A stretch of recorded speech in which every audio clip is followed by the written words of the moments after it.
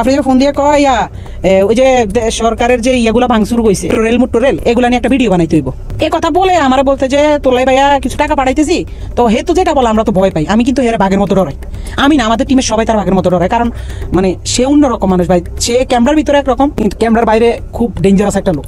সবাই তার অফিসে ডাকাইতেছে, যারা আমরা টিমের যারা মানে ছাত্র আন্দোলনের সময় তার বিপক্ষে চলে গেছিলাম। তার বেল্টের বাড়ি আমার তো বেশি কেউ খায়নি, তো বেল্ট খুইলা আমার কুত্তার মতো পিড়াইতো। আসসালামু আলাইকুম, আমি মোহাম্মদ তানভীর রাহি। যারা আপনারা অনেকে আমাকে তহিদ আফ্রিদি চামচা অথবা তহিদ আফ্রিদি ছোট ভাই হিসেবে জানেন। তো আজকে আপনাদেরকে কিছু ভুল ধারণা ভাঙার জন্য আমি চলে আসছি। তো আমার কথা হচ্ছে, আজকে আপনাদের এই সব ভুল ধারণা আমি ভেঙে দিব। আল্লাহ ছাড় দেয় ছাড়ি দেয় না। তার কারণে আরো আমরা হেনস্থার মধ্যে পড়ছি, তার কারণে আরো আমরা বিভিন্ন হয়রানির মধ্যে পড়ছি, তার কারণে আমরা দিনের পর দিন আমরা খুব ঝামেলার মধ্যে পড়ছি। তৌহিদ আফ্রিদি সুন্দর চেহারার আড়ালে আসলে তিনি একজন ভয়ঙ্কর অপরাধী। ডিবি হারুনের দাপটে কুকর্মের জাল বিছিয়েছিল সে। হাসিনার সময় ফ্যাসিস্ট আওয়ামী লীগকে টিকে রাখতে সব ধরনের অপচেষ্টাই করেছে সে। আসসালামু আলাইকুম ওয়া রাহমাতুল্লাহি ওয়া বারাকাতুহু। যারা এই মুহূর্তে ভিডিও দেখছেন তাদেরকে অনুরোধ করব, দয়া করে পুরো ভিডিও সম্পূর্ণ ধৈর্য সহকারে দেখবেন। খুবই গুরুত্বপূর্ণ এবং অত্যন্ত ইম্পর্টেন্ট ভিডিও নিয়ে উপস্থিত হয়েছি আপনাদের মাঝে। প্রিয় দর্শক, সম্মানিত বন্ধুগণ, দর্শক শ্রোতামণ্ডলী, তহিদ আফ্রিদির মুখোশ উন্মোচন করে দিল তারই কাছের ছোট ভাই রাহি। হ্যাঁ, আপনারা ঠিকই শুনেছেন। প্রিয় দর্শক শ্রোতামণ্ডলী, আফ্রিদি গ্রেপ্তারের পরে অনেকেই বলা বলি করছিল যে রাহি আফ্রিদিকে ধরিয়ে দিয়েছে, রাহির কারণে আটক হয়েছে, গ্রেপ্তার হয়েছে আফ্রিদি। এই বিষয়টি নিয়ে অবশেষে কথা বলেছে, মুখ খুলেছে রাহি এবং আফ্রিদির মুখোশ উন্মোচন করেছে, সব সত্য প্রকাশ করে দিয়েছে। রাহি তহিদ আফ্রিদিকে নিয়ে কি বলল, প্রিয় দর্শক শ্রোতামণ্ডলী, সেটি আমরা দেখে আসব। আফ্রিদি গ্রেপ্তারের পরে আফ্রিদির নানা অপকর্ম অপরাধের তথ্য সামনে আসছে, একে একে সব কিছু বেরিয়ে আসছে, সব ফাঁস হচ্ছে। আফ্রিদি অনেক মানুষকে, অনেক ব্যক্তিকে অনেকভাবে হেনস্থ হয়রানি করেছে, অনেককে জেলে পাঠিয়েছে, অনেককে ডিবি কার্যালয়ে নিয়ে ভয়ভীতি দেখিয়েছে। সরকারের বিরুদ্ধে কিছু লিখলে, কথা বললে, তার বিরুদ্ধে তার কোনো ভিডিও বানালে তাকে বাসা থেকে তুলে নিয়ে গিয়েছে। এ ধরনের নানা অভিযোগ রয়েছে আফ্রিদির বিরুদ্ধে। এ সমস্ত অভিযোগ নিয়ে কি বলল রাহি, আমরা সেটা শুনবো, তারপরে কথা বলবো। আশা করি সঙ্গে থাকবেন পুরো ভিডিওটি জুড়ে। এই ভিডিওটি পুরোপুরি দেখলে আপনারা জানতে পারবেন আফ্রিদি সম্পর্কে। আসসালামু আলাইকুম, আমি মোহাম্মদ তানভীর রাহি। যারা আপনারা অনেকে আমাকে তহিদ আফ্রিদি চামচা অথবা তহিদ আফ্রিদি ছোট ভাই হিসেবে জানেন। তো আজকে আপনাদেরকে কিছু ভুল ধারণা ভাঙার জন্য আমি চলে আসছি। আপনারা জানেন গতকালকে আফ্রিদি ভাইকে বরিশাল থেকে মেবি গ্রেপ্তার করা হয়েছে। তো আমি গতকালকে না, লাস্ট কয়েকদিন যাবত একটা জিনিস শুধু দেখতেছি যে আফ্রিদি ভাইয়ের জন্য যখন জারি হয়েছে যে ওনাকে 28 ঘন্টার ভিতরে গ্রেপ্তার করতে হবে বা 48 ঘন্টার ভিতরে গ্রেপ্তার করতে হবে, সবকিছুর মধ্যে শুধু আপনারা আমাকে ঢুকাই দিতেছেন ওনার সাথে। তো আমার কথা হচ্ছে, আজকে আপনাদের এই সব ভুল ধারণা আমি ভেঙে দিব। আমার সাথে আফ্রিদি ভাইয়ের সাথে লাস্ট জুলাই আন্দোলনের 1 মাস থেকে 2 মাস আগ থেকেই ওনার সাথে আমার সাথে পুরোপুরি সম্পর্কটা এক ধরনের শেষ হয়ে গেছে। তো সম্পর্ক শেষ হওয়ার পরে আমার সাথে ওনার সাথে ওরকম কোনো যোগাযোগ নেই। শুধু যোগাযোগ ওনার সাথে আমার সাথে জুলাই আন্দোলনের পরে উনি যখন বাংলাদেশে আসছে তখন 2বার ওনার সাথে যোগাযোগ হয়েছে। একবার হচ্ছে ওনার অফিসে গেছিলাম, হ্যাঁ, উনি আমাকে ডেকে নিছে। আচ্ছা, ওইটা আপনারা ইনশাআল্লাহ ওইটা সম্পর্ক আপনারা জানতে পারবেন। এই ছাড়া আরেকবার দেখা হয়েছে ওনার জন্মদিনের দিন। এই ছাড়া আর ওনার সাথে আমার কোনো ধরনের যোগাযোগ নেই, কোনো ধরনের দেখা সাক্ষাৎ নেই। কিন্তু আজকে আমি নিউজ ফিডে ঢুকতে পারতেছি না। আমার পরিবারের উপরে চাপ আসতেছে, আমার উপরে বিভিন্ন ধরনের চাপ আসতেছে যে আমি নাকি তহিদ আফ্রিদিকে ধরাই দিছি পুলিশের কাছে এবং উনি নাকি নোয়াখালীতে আমার বাড়িতে গেছে। ভাই, আমি নিজে তো জানি না আমার বাড়িতে উনি গেছে। আর এটা যদি আপনারা প্রমাণ করতে পারেন যে উনি আমার নোয়াখালীতে আমার বাড়িতে গেছে বা আমি ওনাকে ধরাই দিছি, তাহলে আপনারা যেই শাস্তি দিবেন আমি ওই শাস্তি মাথা পেতে নিব। আর আরেকটা ছোট্ট বিষয় হচ্ছে, আমার বলতেই হবে, আমাদের তহিদ আফ্রিদি টিম মেম্বার তো আমি একা ছিলাম না। আপনারা সবাই আমাকে নিয়ে পড়ে আছেন কেন ভাই? আমাদের টিম মেম্বার তো আমি একা ছিলাম না, আরো 10 জন 15 জন আছে, তাদের নিয়ে কথা বলেন না কেন? সারাক্ষণ আমার নিয়ে পড়ে আছেন কেন? আমি তো এটা বুঝতেছি না। আর আপনারা যারা আমার বলতেছেন যে আমি তারা ধরাই দিছি, ভাই, ওনার আব্বারে মেবি ধরছে রবিবারে। তো প্রথম থেকে আমি আজকে ওনাকে ধরা পর্যন্ত আজকে প্রায় মেবি 1 সপ্তাহ হয়েছে। এই 1 সপ্তাহ আমি সিআইডির আন্ডারে ছিলাম। আমার মোবাইল, আমি নিজে কোথায় যাই, কখন কি করি না করি, সব কিছু আমার সিআইডির আন্ডারে। ইভেন আমি সবচেয়ে বেশি ফেস করতে হয়েছে, এগুলা ইয়া। তো আমার যেমন কি হয়েছে আমি তো আপনাদেরকে বলি, ওনার আব্বারা যেদিন ধরে নিছে ওই দিন সকাল 12টা কি 1টার দিকে আমাকে বসুন্ধরা থেকে সিআইডি অফিসাররা ধরে বসুন্ধরা থেকে আমি আর আমার এক বড় ভাই গেছিলাম গাড়ি কিনতে, ওইখান থেকে আমাদেরকে ধরে আমাদের সজল ভাই দোকানে, সজল ভাই দোকানে, সজল ভাই সহ আমাদেরকে জিজ্ঞাসাবাদ করা হয়েছে, আমার মোবাইল ট্র্যাক করা হয়েছে, আমার মোবাইলে সবকিছু ঘাটাঘাটি হয়েছে এবং সবকিছু দেখছি। ইভেন এরপর প্রতিদিন আমাকে ধরা হয়েছে। তারপরে আমি একজনের ভিডিও দেখছিলাম, আমেরিকান, আমার এক বড় ভাই আছে হিমেল ভাই, তারপর ইলিয়াস ভাই, ওনাদের ভিডিও দেখছিলাম। ওনারা ওইটার মধ্যে যখন আমার জড়ানো শুরু করছে, তখন আমি দেখলাম যে ভাই আমি ওনার সাথে সংযুক্ত না, বা ওনার সাথে আমার যোগাযোগ না। ওনার বিয়েতে পর্যন্ত আপনারা আমরা দেখেন নাই, লাস্ট ওনার বিয়েতে পর্যন্ত আমরা দেখেন। হ্যাঁ, উনি আমার ভাই, উনি আছে, উনি ওনার মতো, আমরা আমার মতো, উনি ওনাদের মতো কাজ করছে, আমরা আমাদের মতো মানে কাজ করতেছি। ওনার সাথে আমার প্রায় মানে 1 থেকে 1 বছর 2-3 মাসের মতো ওনার সাথে কোনো ধরনের যোগাযোগ নেই। ওনার সাথে সিআইডি অফিসাররা তো সব জানে, বা স্যাররা তো আমার অল টাইম তদন্তের মধ্যে রাখছে, ওনারা তো দেখছে। উনি যদি আমার নোয়াখালীর বাড়িতে যাইতো ভাই, আমি নিজে জানি না, আমি তো পুলিশের কাছে, আমি নিজে তো সিআইডি অফিসারদের কাছে জিম্মি বলতে ওনারা আমার তদন্ত করতেছে। তো ওনারা কি তদন্ত করে জানতো না যে আফ্রিদি ভাই কই, আফ্রিদি ভাই কি নোয়াখালী গেছে না কোন জায়গায় গেছে? ভাই আমরা যদি জানতাম তাহলে তো আর আমরা সিআইডি অফিসারের কাছে থাকতাম না, আমগুলো তো উনি তো ধরাই খেয়ে যেত। ওনার ধরতে এত টাইম লাগছে কেন? তো ওনার সম্পর্কে, এইসব সম্পর্কে আমাদের কোনো ধারণা ছিল, কিন্তু আমরা পুলিশের ইয়াতে ছিলাম। তো পুলিশ দেখছে আমাদের সাথে, ওনার সাথে কোনো ধরনের কানেক্টিং নাই, ওনার সাথে কোনো ধরনের কথাবার্তা নাই। কিন্তু বিভিন্ন নিউজ চ্যানেলেরা লম্বা লেকচার পিটতেছে, লম্বা কথা বলতেছে যে তৌহিদ আফ্রিদির চামচা, তৌহিদ আফ্রিদিকে ধরাই দিছে, সে একটা বিশ্বাসঘাতক, সে একটা এটা সেটা। ভাই এসব মিথ্যা বানোয়াট আপনি যে আমার মুখ থেকে শুনছেন, আমার থেকে জানছেন, না জেনে না শুনে আপনি কেন এসব মিথ্যা বানোয়াট কথা বলতেছেন? এসব মিথ্যা নিউজ কেন ছড়াইতেছেন? উনি কি করছে, ওনারটা আইন আদালতে বুঝবে। আমি যদি কোনো দোষ করে থাকি, আমারটাও আইন আদালতে বুঝবে। ওনার দোষ আমার উপরে কেন চাপাইতেছেন? আমার টিমে তো আমি একা ছিলাম না, আমার টিমে আরো 10 জন ছিল। ওদেরকে নিয়ে কথা বলতেছেন না, শুধু আমাকে নিয়ে কেন পড়ে আছেন? আমি কি বলেন? আমি কি একটা ফুটবল যে আমার পাইছেন? হ্যাঁ, আমি ফুটবল বুঝছি, আমার পাইছেন, শুধু লাথি দিবেন এটা হলে তো হবে না ভাই। আপনার বিবেকের প্রশ্ন করেন। আপনারা আমার নামে মিথ্যা নিউজ, মিথ্যা বানোয়াট কথা ছড়ানো তো কোনো লাভ নাই। মিথ্যা বানোয়াট ছড়ায় আপনার কি লাভ হবে? সঠিক তথ্য আমি একটাই বলি, আমি নিজেই আজকে লাস্ট 1 সপ্তাহ থেকে পুলিশের কাছে ছিলাম। ইভেন আমি যখন দেখছি যে আমার বিষয়টা বেশি হয়, তখন আমি ইলিয়াস হোসেন ভাইয়ের সাথে কথা বলছি এবং হিমেল ভাইয়ের সাথে কথা বলছি। ওনারা বলতে যে তোমার যেহেতু তদন্ত করা হয়েছে, যেহেতু তুমি নির্দোষ, তো তুমি তোমার মতো। কারণ ভাইয়ার ওই সব বিষয়ে আমাদের কোনো কিছু ধারণাই নেই। আর অনেকে আমার নিয়ে পোস্ট করছে আমি জুলাই আন্দোলনে 2 তারিখ 3 তারিখ 5 তারিখ নাকি তৌহিদ আফ্রিদির সাথে তাদের মাইটি বেঁধেছিলাম। আরে ভাই, আপনাকে কি মাথা সমস্যা? আপনারা কি আমার ফেসবুকে যায় দেখতে পারেন আমি কোথায় ছিলাম, কি ছিলাম? বা আমার নোয়াখালীর ভাই ব্রাদাররা, আমার যারা আমার লগে আন্দোলনে গেছে, তারা কি জানে না আমি কই আছিলাম? আমি জুলাই মাস, আগস্ট মাস, সেপ্টেম্বর মাস গত বছর নোয়াখালীতে ছিলাম, কারণ তখন বন্যা হয়েছিল, আপনারা ভালো করে জানেন, তখন বন্যার সময় বন্যা হয়েছিল। তো এইসব মিথ্যা অপবাদ একজনের নামে, আমার নামে আপনি মিথ্যা কথা ছড়ায় আপনার কি লাভ? আমার এটা একটু বলেন। মিথ্যা বানোয়াট কথাবার্তা ছড়ায় আপনার কি লাভটা হয়? আমার এটা একটু বলেন। আমি জুলাই আন্দোলনে 1 তারিখ 2 তারিখ 3 তারিখ 4 তারিখ এই কয়দিন আমি টানা, মনে করেন যে আমি ছিলাম, আমাদের জুলাই আন্দোলন হয়েছিল আমাদের তখন মাইজ দিতে, যেহেতু আমরা একটু গ্রাম সাইডে পড়ছি, আমাদের সাইডে আন্দোলন ওরকম হয় নাই, হইলো ছোটখাটো হয়েছে, স্কুলের বাচ্চারা করছিল, কিন্তু আমরা ছিলাম তখন মাইজ দিতে। এবং এটা সাক্ষী আছে, একজন কন্টেন্ট ক্রিয়েটর আছে রাইসুল ইসলাম, আমাদের নোয়াখালীরই। তারপর আমার কিছু ছোট ভাই আছে, যেমন মাকতুম সহ, ওদের বিভিন্ন ধরনের আমাদের বিভিন্ন গ্রুপ আছে নোয়াখালীর, ওরা সহ আমরা মাইজ দিতে প্রায় আমার বাড়ি থেকে 60 কিলোমিটার, 50 থেকে 40-50 কিলোমিটার দূর হয়েছে মাইজদি। আমরা মাইজদিতে যে আন্দোলন করছি, হাজার ফুটেজ, হাজার ভিডিও আছে। কিন্তু আপনারা ছড়াইতেছেন আমি নাকি 2 তারিখ 3 তারিখ আফ্রিদি ভাইয়ের সাথে ওনার মাই টিভিতে ছিলাম, হ্যাঁ ওনার সাথে আমি বসেই করছি। ভাই মিথ্যা কথা কেন ছড়ান? মিথ্যা কথা কেন ছড়ান ভাই? মিথ্যা বাদ দিয়ে সত্যিতে আসেন, আপনারা যাচাই বাছাই করেন, আমার তো সমস্যা নেই। আমার তো আজকে 7 দিন তো যাচাই বাছাই করছে পুলিশে, সিআইডিএ, তারপর বিভিন্ন ধরনের বিভিন্ন মানে সাংবাদিকরা, জার্নালিস্টরা, যেমন এই যে আমেরিকা থেকে আমার প্রচুর পরিমাণে চাপ দিছে যে হিমেল ভাই, তারপর ইলিয়াস ভাই, ওনারা অনেক তথ্য জানছে আমার কাছ থেকে। কি তথ্য জানছে? যে আমরা কি আসলে কি করছি না করছি আমরা বলতে বাধ্য হয়েছি, কারণ ভাই আমার কারণে তো আমার ফ্যামিলির উপর চাপাইতেছে, আমার উপর বিনা কারণে চাপাইতেছে, বিনা দোষে, বা আমি বিনা দোষে দোষী হইতেছি। এই যে আজকে আপনারা মিথ্যা নিউজ ছড়াইতে আছেন যে আমি নাকি তৌহিদ আফ্রিদিরে ধরাই দিছি, আমি নাকি তৌহিদ আফ্রিদির সাথে নোয়াখালী, মানে এসব মিথ্যা ভাই, এগুলো তো সব মিথ্যা কথা। আপনি কেন ছড়ান? আপনি দেখছেন আমার কথা হচ্ছে, আপনি যদি দেখেন, প্রমাণ করতে পারেন, আপনি যে শাস্তি দিবেন আমি ওই শাস্তি মাথাতে নিব। যদি এই কথা উল্টাপাল্টা মিথ্যা কথা আপনারা করতে পারেন, এসব মিথ্যা বানোয়ার কথা বাদ দিয়ে দয়া করে মানুষটি বিভ্রান্তির মধ্যে ফেলবেন না, আমার কারণে যেন আমার ফ্যামিলির ক্ষতি না হয়। মিথ্যা এসব বানোয়াট আমার নামে, একজন নামে মিথ্যা বানোয়াট ছড়ায়েন না ভাই। এই দিন না আরো দিন আছে ভাই, এসব মিথ্যা বানোয়াট কইরেন না, আল্লাহ ছাড়ি দেয় না। তো আপনি আমার নামে আজকে মিথ্যা একটা বানোয়াট দিয়ে আমার হেনস্থা করবেন, আমারে মানুষের কাছে কালার করবেন, আমার পরিবারের কাছে আমার ছোট করবেন, আমার আত্মীয় স্বজনের কাছে আমার ছোট করবেন। কালকে যে ওই দিনটা আপনার লাইফে আসবে না তা কিন্তু না।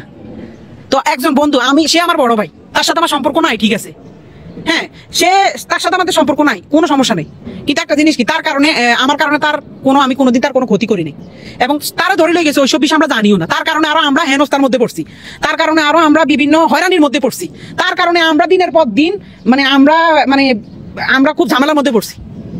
কিন্তু আমরা তো এগুলো নিয়ে কোনোদিন কিছু বলিনি, আপনারা কি জানতেন আমার যে পুলিশে নিয়ে গেছে, আমার যে সিআইডি তদন্ত করছে, এগুলো জানতেন? কিছুই জানতেন না। তো আমার নিয়ে হুদায় মিথ্যা অপবাদ ছড়ায় না ভাই, দয়া করে। আপনাকে, আমার একটা পরিবার আছে, আপনার একটা পরিবার আছে, দয়া করে হাত জোর করে মাপ চাই। মিথ্যা ছড়ানোর আগে আগে জানবেন, যা না জানে শুনে মিথ্যা কারণ আমি নিউজ করেন না। ধন্যবাদ। অনুসন্ধানে আমরা রাহি নামের আরেকজন জনপ্রিয় কন্টেন্ট ক্রিয়েটরের সাক্ষাৎকার নিয়েছি, যাকে গত 3 মাস আগেও ডেকে নিয়ে নির্যাতন করা হয়। রাহিকে জুলাই আন্দোলনে হাসিনার পক্ষে কাজ করাতে 3 লাখ টাকা অফার করেছিল আফ্রিদি, কিন্তু রাহি তার কথা না শুনে ছাত্রদের পক্ষে অংশ নেয়। জুলাই আন্দোলনে অবাধ্য হবার কারণেই রাহিকে ডেকে নিয়ে আবারও নির্যাতন করা হয়। আপনি ফোন দিয়ে কয় ওই যে সরকারের যে ইয়াগুলা ভাঙচুর কইছে, মেট্রো রেল, এগুলা নিয়ে একটা ভিডিও বানাইতে হইব। এ কথা বলে আমার বলতে যে তোলাই ভাইয়া কিছু টাকা পাঠাইতেছি, তো হেতু যেটা বলে আমরা তো ভয় পাই। আমি কিন্তু এর বাঘের মতো ডরাই। আমি না, আমাদের টিমের সবাই তার বাঘের মতো ডরাই, কারণ মানে সে অন্যরকম মানুষ ভাই। সে ক্যামেরার ভিতরে একরকম, কিন্তু ক্যামেরার বাইরে খুব ডেঞ্জারাস একটা লোক। তারা কিন্তু সবাই ভয় পায়। ইউটিউব ইন্ডাস্ট্রিতে একটা টাইমে তার সবাই বাঘের মতো ভয় পাইতো। সবাই তার অফিসে ডাকাইতেছে। যারা আমরা টিমের যারা মানে ছাত্র আন্দোলনের সময় তার বিপক্ষে চলে গেছিলাম। তার বেল্টের বাড়ি আমার তো বেশি কেউ খায়নি। তো বেল্ট খুইলা আমার কুত্তার মতো পিড়াইতো। এই সময় তাকে ভিডিও কলে একজনের সাথে কথা বলিয়ে দেওয়া হয়, যাকে বাংলাদেশের ভবিষ্যৎ প্রধানমন্ত্রী হিসেবে তার সাথে কথা বলানো হয়। 2-3 মাস পর হয়তো বা তার মাথাটা আবার ঢুকছে যে রাই কি কারো লগে আবার কিছু কইয়া লাইনি। হ্যাঁ, রাইরে আবার একটু দমক দিতে হইব। কেমনি বড় একটা নেতার সামনে হয়তো ফোন টোন দিলে আমি একটু ডরাই যাই। আমি তো ডরাইলে আসলে আমি কিন্তু ভয় পাই। তো হঠাৎ একদিন রাইতে আমি নোয়াখালী 10:30 11টার দিকে হঠাৎ একটা ভিডিও কল, তো ওই দিয়ে তো আবার তলপেটে কামড় দিয়েছে। আল্লাহ, এতদিন পর হঠাৎ কল দিয়ে আবার কি জানি কি কয়। হঠাৎ ফোন দিয়ে কয়, শুন তোর লগে একজনের সাথে একটু কথা বলাই দিব, বুঝছস রাহি? আর আমি কই, জি ভাইয়া, কোনো সমস্যা নেই, বলেন। পরে দেখলাম হঠাৎ করে বিপিনুর ভাইয়ের সাথে আমার কথা বলাই দিছে ভিডিও কলে। আমার কইতেছে একজনের সাথে তোর কথা বলাই দিব, সে কিন্তু নেক্সট বাংলাদেশের অনেক বড় মাপের একজন কেউ হবে, প্রধানমন্ত্রী বা মানে ভালো একটা পদে যাবে। তো পরে দি আফ্রিদি ভাইকে বুঝছি তো তোর ভাইয়ের অবস্থানটা? আমি জি ভাই বুঝছি, পরে কথা সাবধানে থাকিস, ঠিক আছে? আমি জি ভাই ঠিক আছে। শুধু বুঝাইছি যে তার লগে বিশাল বড় বড় হাত আছে, এই জন্য সে দেশে খুব রিল্যাক্স আছে, মানে বুঝাইছে এটা। তৌহিদ আফ্রিদি 5 আগস্টের পর দেশ ছেড়ে পালিয়েছিল। এরপর আসামি হয়েও আইনজীবী দিয়ে বাদীর মামলা পরিচালনা করা এবং নুরুল হক নূরকে নিজেদের পকেটে নেয়ার পরেই আফ্রিদি সাহস করে আবারও দেশে ফেরেন। 5 আগস্টের পরে 2 মাস 3 মাস সে আসে নাই, তখন আলহামদুলিল্লাহ বলছিলাম যে আল্লাহ সে না আসুক, সে তার মতো থাকুক, আমরা আমাদের মতো থাকি। আমরাও তার কাছে যাইতাম চাই না, সেও আমার কাছে না আসুক। যে মানুষ 5 আগস্টের পরে আইসা দেশে স্টে করছে, সুন্দরভাবে থাকছে, আল্লাহ তো আপনার সুযোগ দিছে, কিন্তু না আপনার ভিতরে তো ওই মনুষ্যত্ব না। আপনি শুধু রিভেঞ্জ, কারে কারে ধরবেন, কারে কারে মারবেন, কারে কারে কি করবেন। আপনার মনের মধ্যে শুধু এসব হারামি। আল্লাহ কি আমরা ছাড় দিব? এসব কারণে তো আল্লাহ আমরা ছাড়ে না।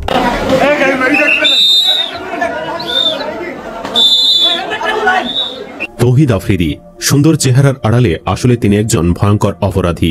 ডিবি হারুনের দাপটে কুকর্মের জাল বিছিয়েছিল সে।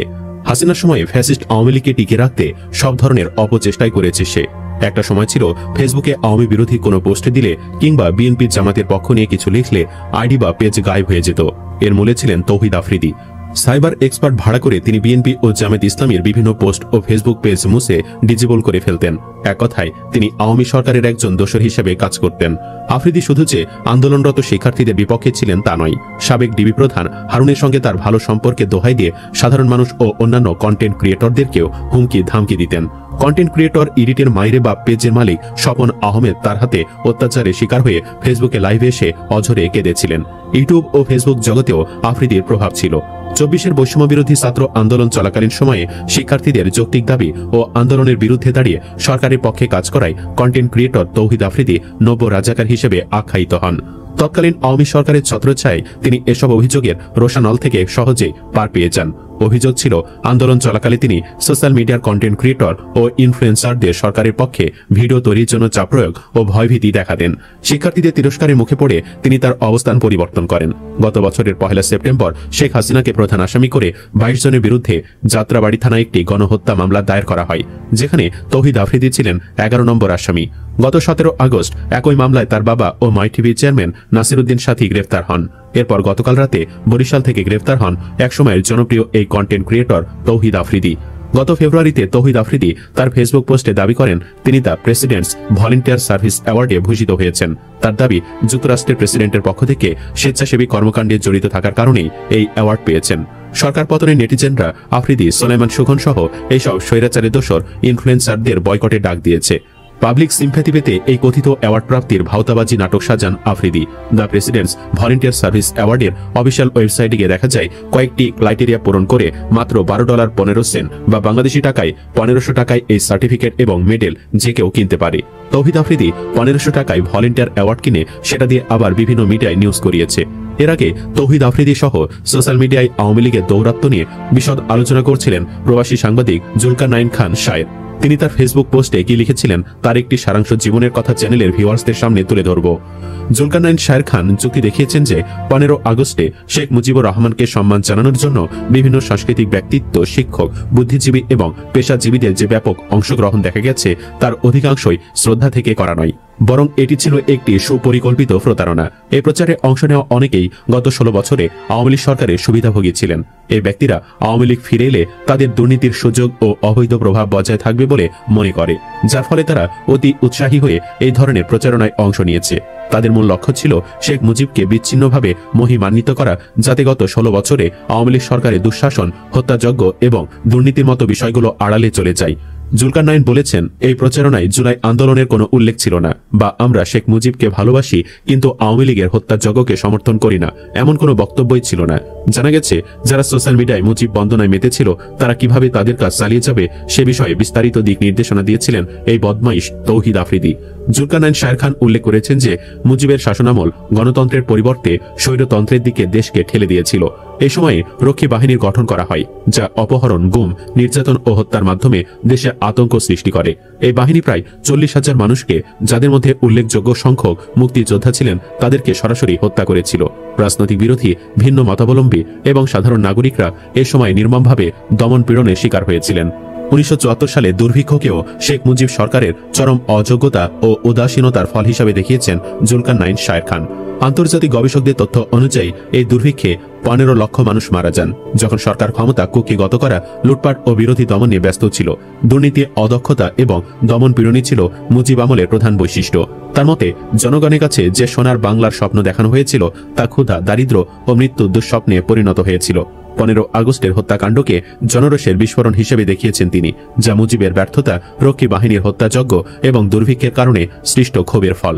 15 আগস্টের হত্যাকাণ্ডের সঙ্গে জড়িতদের অধিকাংশই ছিলেন মুক্তিযোদ্ধা।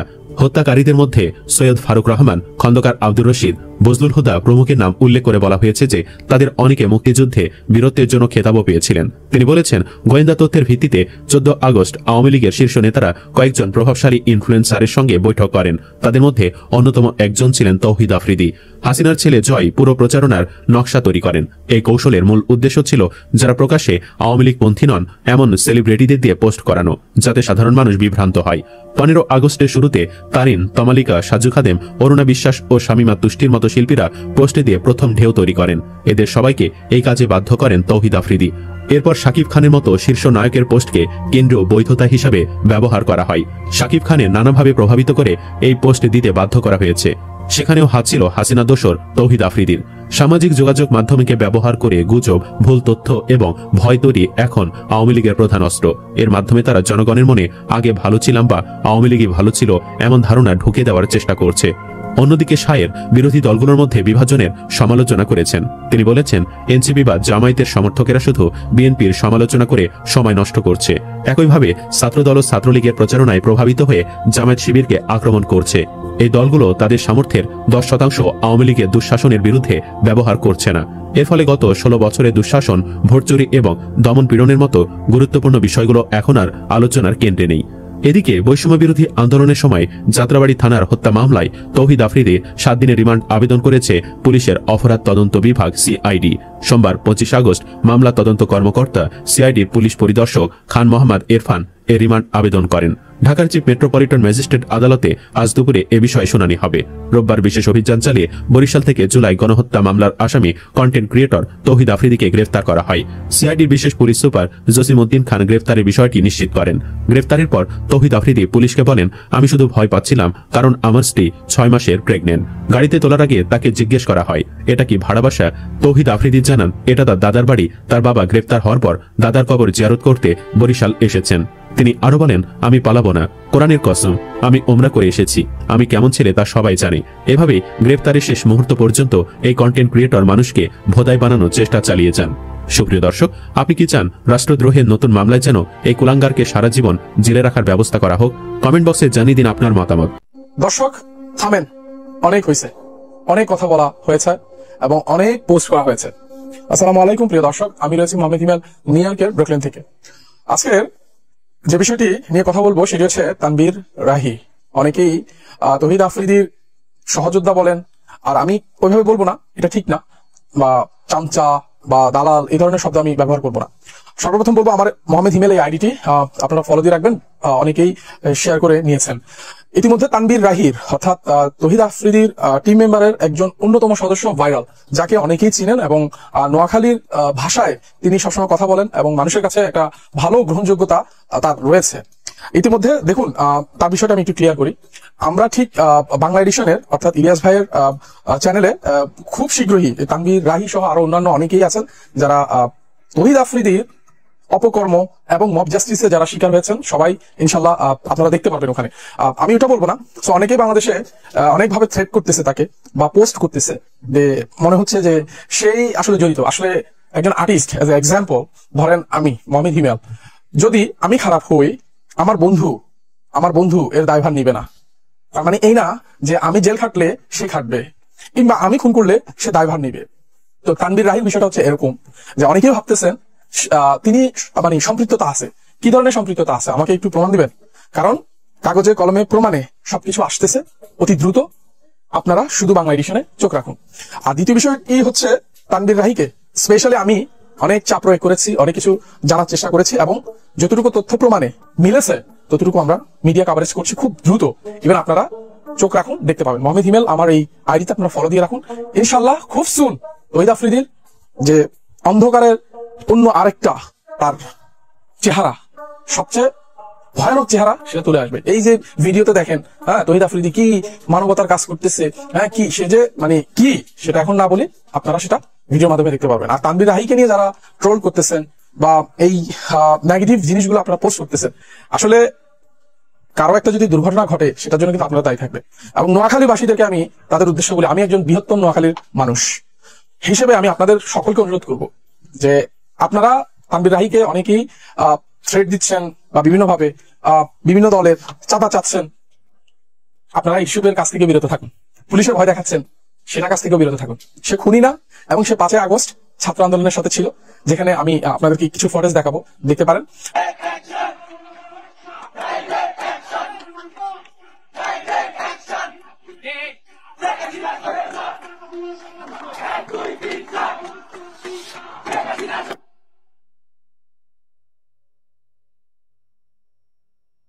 আর দ্বিতীয় বিষয় হচ্ছে, এই বিষয়টা নিয়ে আপনারা অবশ্যই একটু ধৈর্য ধরেন, তারপরে আপনারা দেখতে পাবেন তৌহিদ আফ্রিদি ভালো না তানভীর রাহি ভালো না কে ভালো, সেটা আসতেছে, একটু অপেক্ষা করেন, চলে আসতেছে সবই।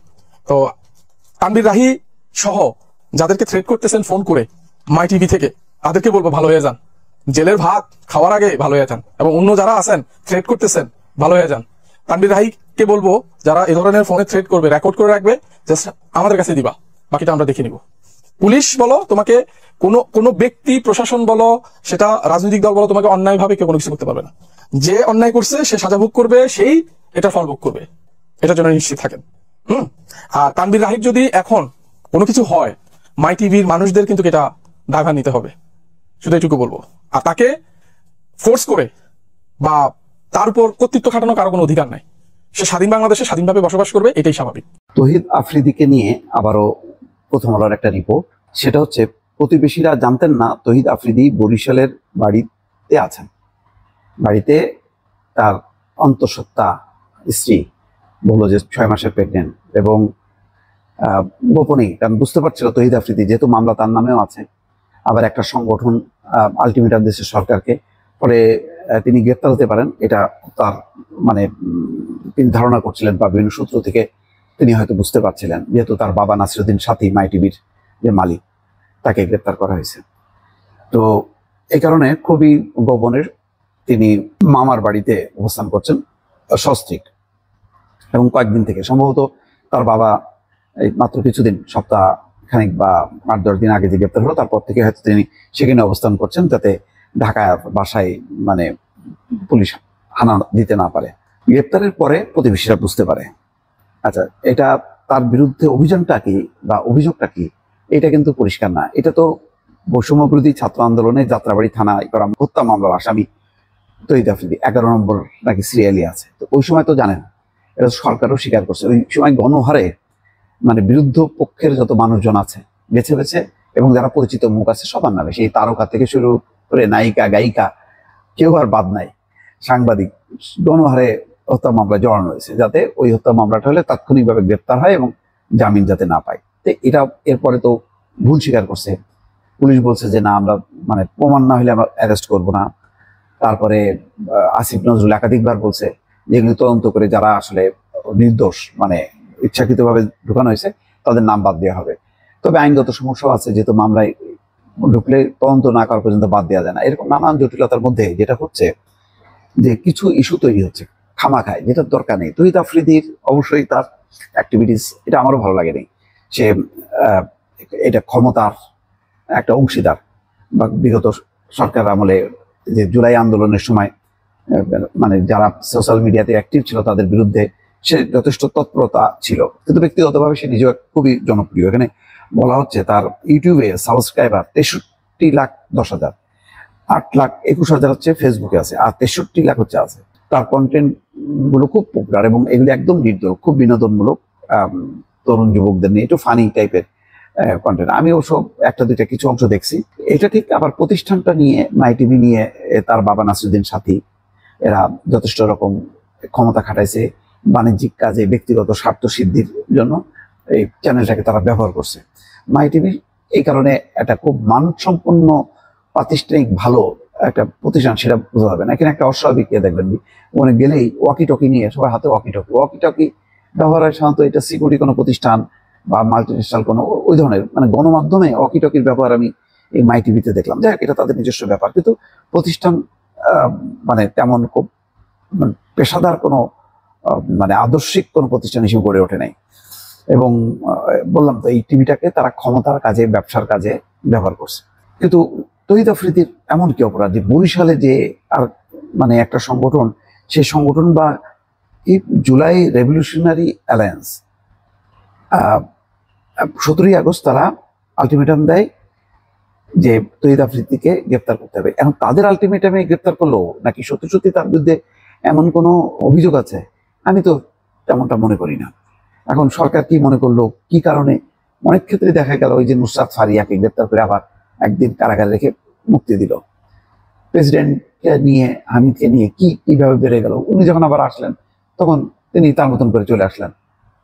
কিছু কিছু বিষয় কেন মানে এগুলি নিয়ে এত হইচই হয় আমি নিজেও বুঝি না।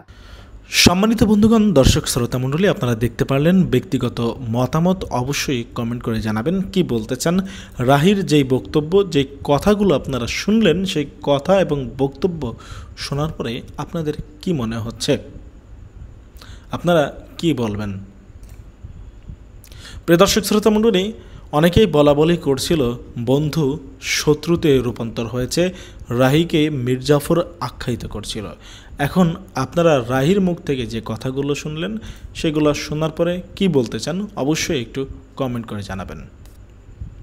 প্রিয় দর্শক শ্রোতা মণ্ডলী, আমি আর কিছু বলতে চাই না। আমি শুধুমাত্র এতটুকুই বলবো, আফ্রিদির বিরুদ্ধে যেই অভিযোগ উঠছে, একে একে যেই তার অপরাধ অপকর্মের ফিরিস্তি সামনে আসছে, তা থেকে আফ্রিদির কঠিন থেকে কঠিনতম শাস্তি হওয়া দরকার, যাতে ভবিষ্যতে এ ধরনের কর্মকাণ্ড আর কেউ করতে সাহস না পায়।